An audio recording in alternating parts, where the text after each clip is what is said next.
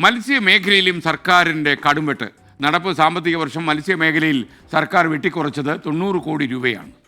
വിശദാംശങ്ങളുമായി നമുക്കൊപ്പം അജീഷ് ജയകുമാർ ചേരുന്നു. അജീഷ്, ഗുഡ് മോർണിംഗ്, പറയൂ.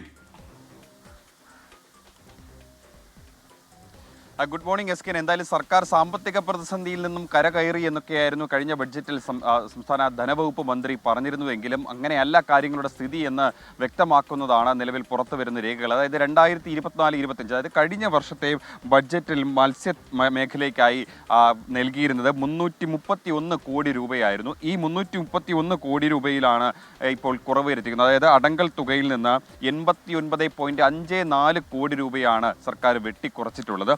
അത് ആകെയുള്ള ബഡ്ജറ്റ് വിഹിതത്തിൻ്റെ 27% വരും. അങ്ങനെയുള്ളപ്പോൾ ബാക്കി വരുന്നത് 241 കോടി രൂപയാണ്. അതായത് പരമ്പരാഗത യന്ത്രവൽകൃത മത്സ്യയാനങ്ങളുടെ ആധുനികവൽക്കരണം, മണ്ണെണ്ണ എഞ്ചിൻ ബോട്ടുകളുടെ പെട്രോൾ എഞ്ചിനുകളാക്കി മാറ്റുന്നതിനുള്ള സബ്സിഡി, ഈ തുടങ്ങിയ 8 പദ്ധതികൾ, ഈ 8 പദ്ധതികൾക്കുള്ള വകയിരുത്തിയ തുക പൂർണ്ണമായും വെട്ടിക്കുറച്ചിട്ടുണ്ട്. അതായത് ഈ പദ്ധതികൾക്ക് ഇനി 1 രൂപ പോലും ചെലവഴിക്കാനില്ല. മാത്രമല്ല മത്സ്യമേഖലയിലെ അടിസ്ഥാന സൗകര്യ വികസനത്തിനും മാനവശേഷി ഈ വർധനവിനുമായി 2 പദ്ധതികളെ 60 കോടി രൂപ വകയിരുത്തിയിരുന്നു. ഈ 60 കോടി രൂപ വെട്ടിക്കുറച്ച് ഇപ്പോൾ 18 കോടി രൂപയാക്കി മാറ്റിയിട്ടുണ്ട്.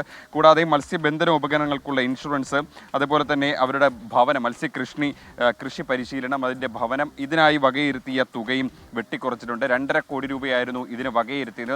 ആ പണവും ഇപ്പോൾ വെട്ടിക്കുറച്ച് 48 ലക്ഷം രൂപയാക്കിയിട്ടുണ്ട്. അങ്ങനെ മൊത്തത്തിൽ 33 പദ്ധതികളിലാണ് സർക്കാർ ഇപ്പോൾ കൈവച്ചിട്ടുള്ളത്. അങ്ങനെ ആകെ വെട്ടിക്കുറച്ച് 90 കോടി രൂപയാണ് മത്സ്യമേഖലയിൽ സർക്കാർ ഇപ്പോൾ കൈവച്ച് വെട്ടിക്കുറച്ചിരിക്കുന്നത്.